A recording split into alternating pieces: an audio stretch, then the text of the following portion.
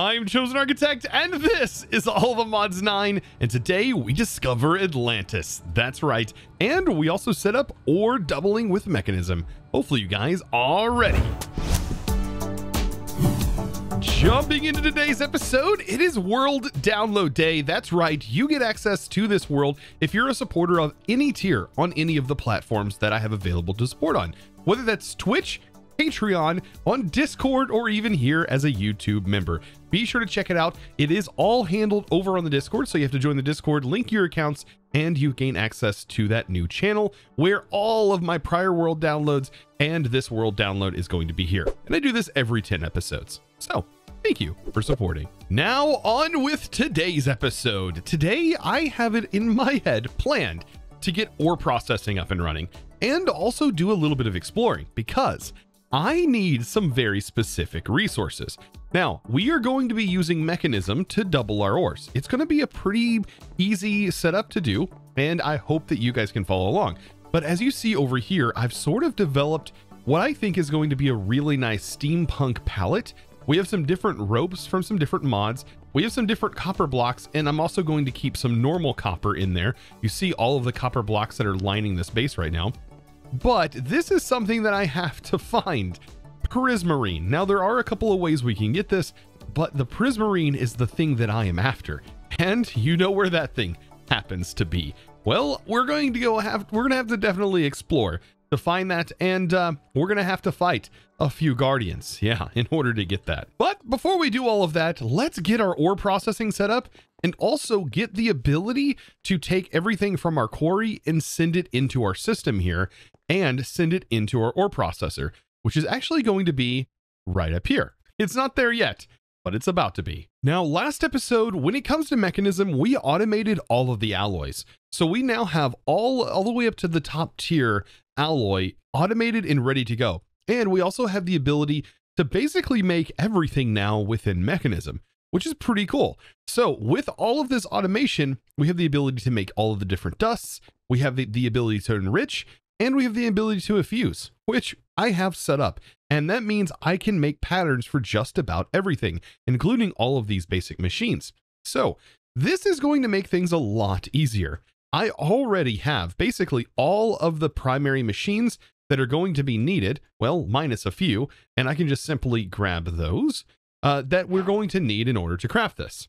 So let's take a look at the quest. And this is kind of cool because there's also sort of this nice progression that is leading you through here, including a way that you can set this all up. And this is basically the recipe for the 2x ore processing. Now for this ore processing, let's take a look at actually how this is going to work. We're going to feed basically the raw material into the purification chamber. And this purification chamber is going to need oxygen, in which it's going to receive from electrolytic separators that basically are receiving water. So these are going to be getting water, and they take power, and they're going to convert it into hydrogen and oxygen, separating the molecules there. And that is going to go into the chamber along with the ore. This is then going to turn it into a byproduct that is going to split that ore into two. Then that needs to get crushed, and then those materials will then get enriched and will end up with a dust that we can then smelt into ingot form. And this is going to create the ore duplication. And setting this up isn't the most difficult thing in the world. I'm going to actually start up here, and we're going to start with our purification chamber, and then we'll put a crusher directly underneath it, and then the enrichment chamber directly underneath it. And I think what I'm also going to do is I'm going to have two separate electrolytic separators, one that's going to go here, and one that will go right here. Both of these are going to be sending oxygen to this, and I'm sure just one of them can get by with doing it. But I think just for looks, I'm going to have two of them running. I can always use the residual hydrogen and or oxygen that comes off of these later on down the road. Now, all of these machines are going to need power, so I'm just going to put points on here, and we now have power ready to go. Now, I sometimes get confused at what side produces what. But if I actually look at the recipe for what this can be used for, we can see that water on the left is going to split into hydrogen, which is going to go into the blue container, and then the oxygen is going to go into the cyan container on the right. So if I take a look at this, we already know how this needs to be set up. So on the right, this is already going to send this the direction that we want. The top is going to be the input for the water, and the right is going to be the output. And then we want to auto eject, but we want to do the exact opposite on this one. So this one, we want to go ahead and clear, auto eject, make sure everything's clear, input on the top, and then on the right, we want that to be the cyan. And that's perfect. Now, the only other thing we need to do is make sure this is set to dump excess, and this one is also set to dump excess hydrogen, which is supposed to be on the blue side. You know what? To make things nice and clean looking so we don't have to stare at this sink, which is an infinite water source, I'm actually going to have the input be on the back of both of these machines. So we'll, instead of it going to the top, by the way, I'm holding down shift to clear this. I'm going to set it to the back as an input. Now it doesn't automatically input, so we are going to need some mechanical pipes. So this is where I'm going to place those in, and then I'm going to go in and grab my configurator and make sure this is set to pull. And this is going to automatically start filling up, and you can see the oxygen there, and everything is just the way that we thought it was going to be. And one thing about these new textures in Mekanism is the fact that the pipes are so much more distinguishable now. They used to be so hard to tell the difference between like a mechanical pipe like this one that is sending fluids versus like a pressurized pipe like this one, pressurized tube that we're going to use to send to this machine, right? So it's very interesting the way that these look now. But notice this is actually receiving that oxygen, and the oxygen is now being pumped into this machine. Oh my gosh, I'm a complete derp because I was inside of the item config the entire time because I forgot that gases, fluids, power, and items all have their own configuration tabs. And so instead of me setting up the gases like I thought I was doing on this machine, I was not. I had set the left as an output. This is completely wrong. This is exclusively for sending items in. The fluids will be able to be put in from all sides, but we do need to be under the gases tab, and that's where things need to be changed. So I need to set this side to make sure it outputs to the left. Because when I put the tube in, it wasn't giving me the oxygen I need. But now I know. The beauty of automating with, well, modded Minecraft. You're going to have issues, and you're going to be troubleshooting a lot, and that's the fun of it. Now, items we definitely are going to be handling here. So in this config, the items tab is correct. We want to make sure that under the gases, it's accepting, which it's doing. But under the items tab, we're going to have the input be on, and then the bottom is going to be the output, which is perfect. And we can just stack. And the cool part is this will actually inject into the next machine. Now, it doesn't automatically pull from inventories, but it can automatically eject the item into the adjacent machine, making it nice and compact whenever you go into the next one. And then you notice that you can input from the top and output to the bottom on this machine, making sure you turn on the auto eject. Same for the one below it. We can make sure, go in here, input and output, and then turn it on. And this right here is going to essentially already provide us in this basic form factor without any upgrades. It's going to just take raw materials and double them. So if I take some raw copper or iron, let's just do iron for right now, and we put one in, it is going to process this rather slowly, but at the moment, without any upgrades, it's going to process this, and then it's going to move into the next machine, and so on and so forth. But this is where things get kind of fun, right? We get to upgrade these machines, and we now have the ability to make all of the upgrades. And with all of our configuration and everything set, we can easily upgrade this machine with no problem. It will even hold its configuration. Yeah, we don't have to reprogram anything. And that is done with these tier installers. So tier installers are fantastic, but they're not the only way that you can upgrade certain components. This is used for upgrading machines, whereas circuits can, believe it or not, be used to upgrade our pipes. So I have advanced circuits right here. And what I can do with these is you can actually, up to 8, I believe, you can just right click it on to a cable, or maybe it's the alloy itself. Pretty sure it's one of these. It's the alloy. You can right click the alloy directly onto the cables and it will upgrade it to the next tier. So this is pretty advanced in my opinion. So we could take this and upgrade it. That's going to give it more storage capacity. But yes, as you see right here, you can directly upgrade your cables, but you can also directly upgrade your machines. So I have all of my tier installers ready to go. And let's just, for example, craft up some basic tier installers. So we know we need 3 of them. By the way, you cannot upgrade these. They only have a base machine. However, they do use a lot of power whenever these are maxed out. But just to upgrade these basic machines here, we can upgrade them into the factory style by simply using these basic tier installers.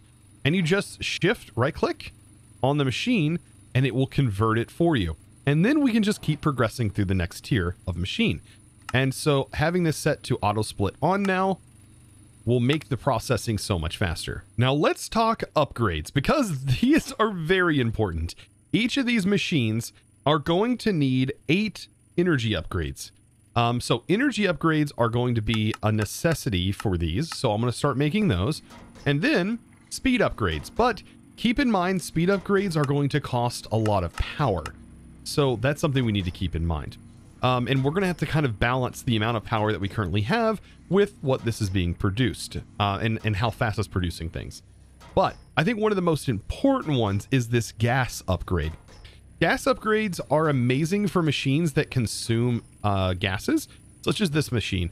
So you notice it is using oxygen and it's going to use quite a bit. But if we use gas upgrades, our efficiency is now 10 times more efficient at using that basic gas. So it's going to use less for the amount of items that we put in, which is going to be great because these get very costly with power the more we use this. Now, in my opinion, the energy upgrades are pretty self-explanatory. We're going to want to make sure they're maxed out in all of the machines, especially the electrolytic separators.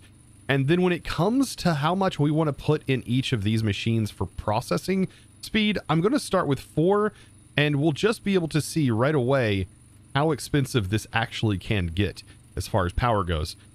Because when we start actually processing, let's say with some raw ore, we are going to see how expensive this is. 240 with just 4 upgrades, but I bet it will get a lot faster the more we end up putting into this.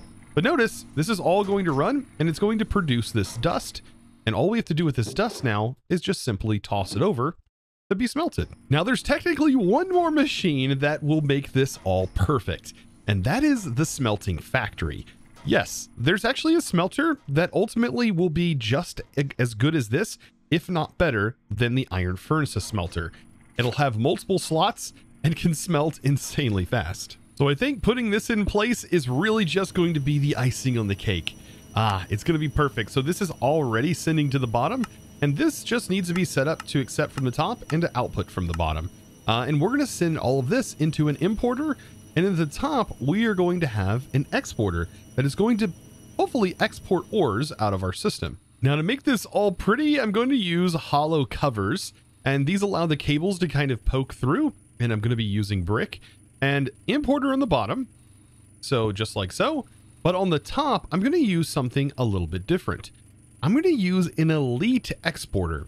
So this is just more exporters, and the cool part about it is I believe it's faster, but not only is it faster, it also has more slots.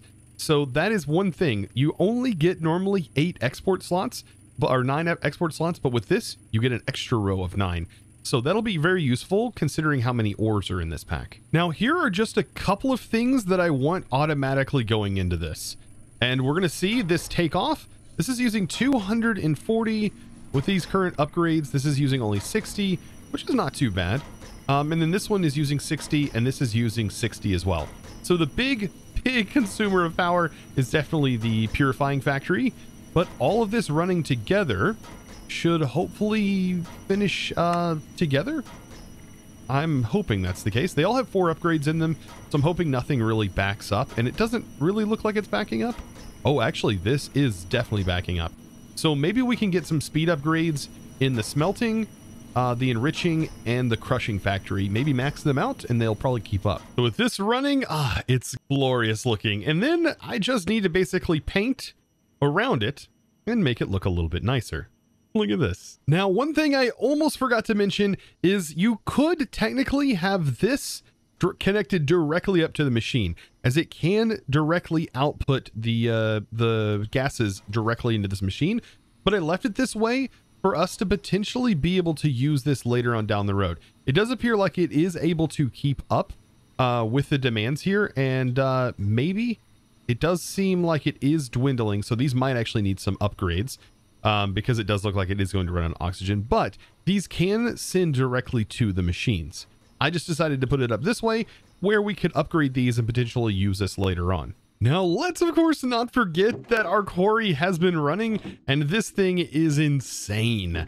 We have tons of resources. Now, later on, we'll be able to make resources infinitely via other methods such as mystical agriculture. But for right now, this quarry is really pulling its weight right now. So much copper, I don't even know what to do with it. The only thing it's not producing a lot of is nether quartz, but if I put this in the nether, it would produce way more. It is, though, however, pulling up ancient debris from this dimension, which, I mean, all of this is just fantastic. Well, I think now effectively we can go ahead and clear this out. And yes, we have set up the tier 2 ore factory. And well, this leads us into many more things with Mekanism that I definitely want to get into very soon. And that is going to be a really powerful power source. But that is going to have to wait because today I want to do a bit more exploring. And we are going to need to seek out and find ourselves an underwater ocean temple. Yes, we are going to go guardian hunting. Now, believe it or not, for this adventure, Mekanism also has us covered because it has a way to allow us to breathe underwater via a scuba mask and ourself a scuba tank. And yes, we get to be Scuba Steve. And the way we can charge this is directly inside an electrolytic separator. We can put that in the oxygen section, and that is going to drain and it's going to fill up, and it's going to fill our scuba tank with oxygen, which is going to be very nice whenever we go underwater and have no water breathing potions or enchants. So with this thing fully charged up, we've got to go ocean hunting. And believe it or not, through all of my adventure thus far, I still have yet to actually uncover one of these. Kind of mind-boggling, honestly, because I have traveled a lot. This world is already quite large in size. Well, we've just got to hope for the luck to find the ocean monument. And as soon as we find it, we should be able to take these guys on.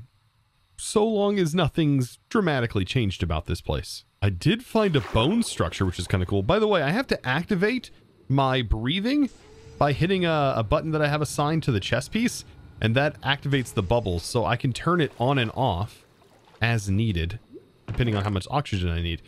That's kind of cool. Okay, so there's a little bit of stuff here. Wow, that's 29 iron ingots. What? Just so much random loot. So right now I can turn it on and it like instantly refills my oxygen. That's kind of nice. Probably a way to conserve it. This is a giant skeleton though. Huh. You know, if we don't find one and it takes quite a while, we could always potentially trade with a cartographer to find a map. Like that could definitely lead us to one. I always kind of forget there is the vanilla methods. You know what I've decided to do? I've decided to make the structure compass. This is going to be foundational to this pack. We are going to use this so much, I believe. And I didn't realize it was actually this cheap. We just need all the modium in order to make it. So in reality, you don't even need to technically find the ancient city in order to craft this or kill the wither or kill the warden. You just simply need all the modium, which you just find in that biome. Oh, that is so nice. That is very nice. Now I do want to keep my normal nature's compass, but yes, we can definitely use this to make the structure one. And apparently we should be able to go in here and search up the structures. So we are looking for a very specific one. I think I found it. The Better Ocean Monuments Ocean Monument. This is the one we're looking for. So all we have to do is select it. And then we just simply right click. And then that is going to locate it. And my goodness, that is really far away. 5,000 blocks away. My goodness. Yeah, I knew we were going to find some crazy stuff along the way going out this far. What is this? We are totally going to have to come back and explore this after we get this area cleared out. This thing is so big it takes multiple chunks to even generate. What? This building is massive. Wow. Okay, I don't think I've ever explored this before. That's insane. Oh my gosh, the door is huge. We're definitely going to come back and visit this another episode. I think this is it. Oh, wow. It's massive. This is huge. It's actually quite a big structure. And then opening our inventory, let's go ahead and swap back to our scuba gear. And I guess take this on. I'm kind of interested to see how much damage we actually take from these guys. Okay, so seems okay. Oh, this place is huge though. This is a way nicer one than the default. Let's go ahead and make sure we have our breath on. So yeah, these guys, oh, have always been a pain to deal with because of their thorns. But look how beautiful this place is. Now, there should still be 3 bosses that we have to take on. All right, I have a feeling that right here somewhere...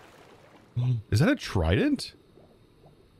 There was just a trident just in the lantern.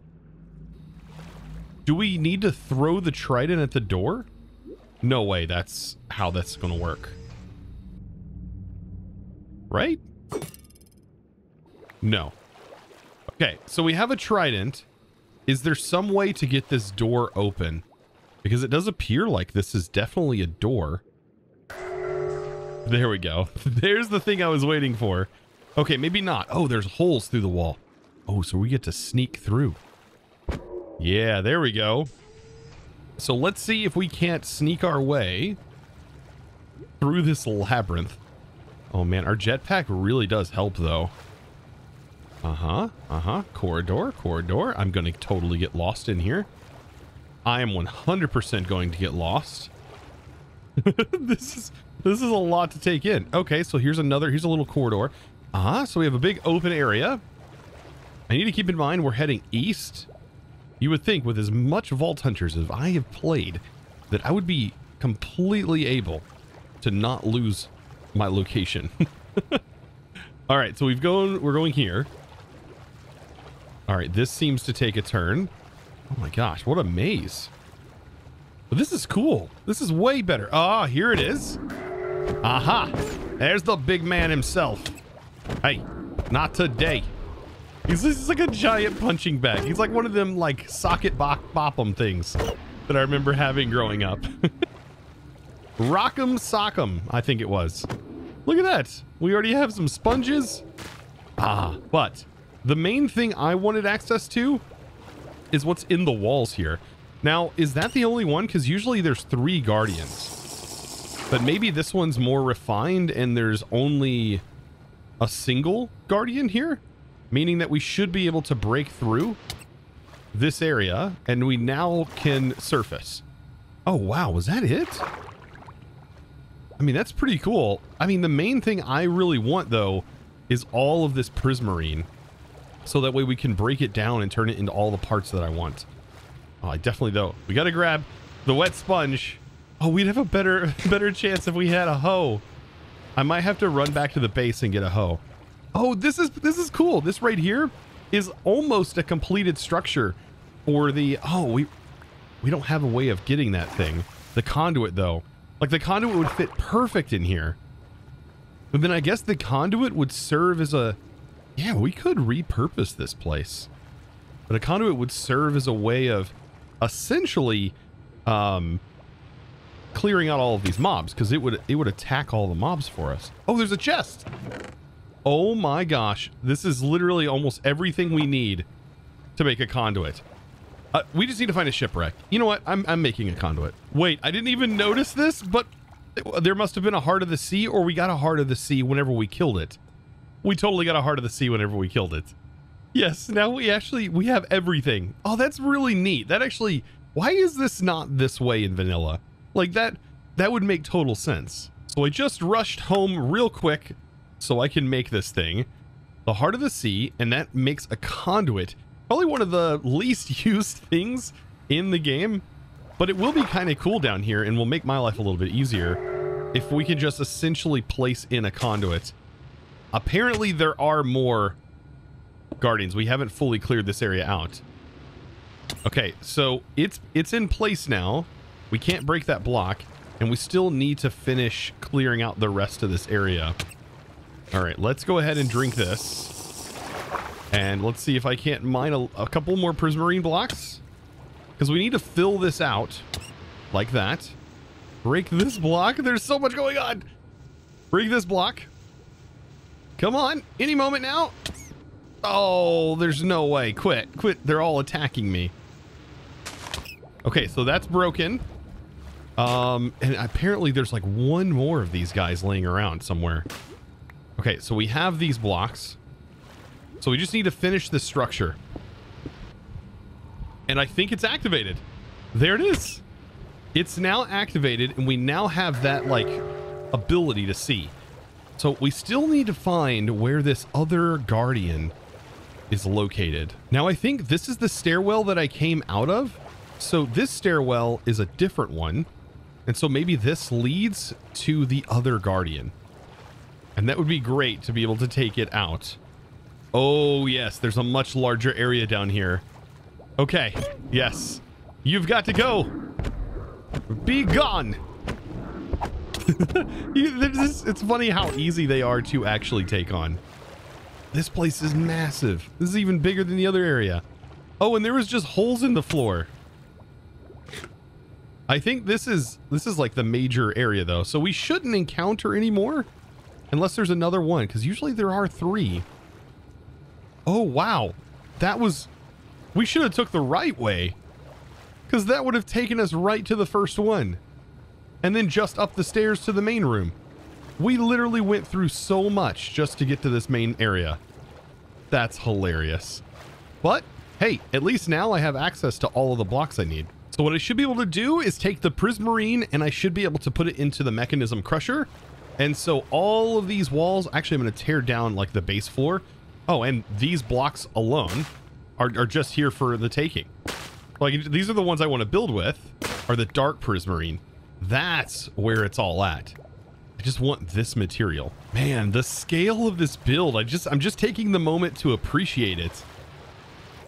This is such a cool looking building. And definitely an upgrade. This is probably one of my favorites so far of Young's builds. I really like this. Yes, this one, I wish this is just how it was in like vanilla Minecraft. You know, things are done well whenever you can just explore something and just fill the lore, right? You can just feel how the lore is meant to be expressed. I love it. Now that I have this, I can really start to expand on the base and really start to paint the way that I want this base to look. So yes, this is going to have a lot of this dark prismarine spread throughout the entire build. Not only that, it's also going to have a mixture of this as well, some warped planks. So the mixture of the warped planks in combination with this, I think gives this a really nice steampunky vibe. So if I have these placed down as well, we can start to sort of mix and match these areas and sort of blend them together. Oh, this is going to turn out really good. Man, this whole area is going to turn out incredibly good. I want also the whole center area around the middle to also have this sort of steampunk vibe. And I'm going to be going with a very similar color palette with it, as you see with the copper laid out. Yes, the walls are going to be much like this. And this just gives me that like cathedral, like organ vibe along with this like steampunk look. Now, man, I hope you enjoyed today's episode, as it was a lot of fun to make this episode. We got our ore processing done, and we got all of the blocks now needed to complete the palette. I am so excited.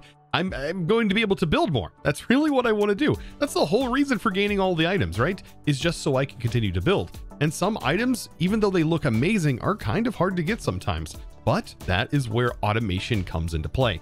And guys, I hope you enjoyed today's episode. If you did, be sure to click that subscribe button if you haven't already, and also give this video a huge thumbs up. Now, also check out the Discord. If you haven't checked out the Discord, it's a great way to get involved with the community. We have over 30,000 members over there, and I would love for you to join. And if you are a supporter of any tier, you also get access to the world download, as I mentioned at the beginning of the episode. So definitely worth checking out. And speaking of the supporters, I do want to give a huge shout out to the supporter of today's episode. And that amazing thanks is going to go out to Doomsday King 199. Thank you so much for your amazing support, by the way, over on the Discord, becoming a Discord premium member and supporting in one of the best ways possible. But not just supporting and going above and beyond Thank you so much for your tremendous support over there. And guys, if you've enjoyed, I'll see you in the next one. And as always, thanks for watching. Bye.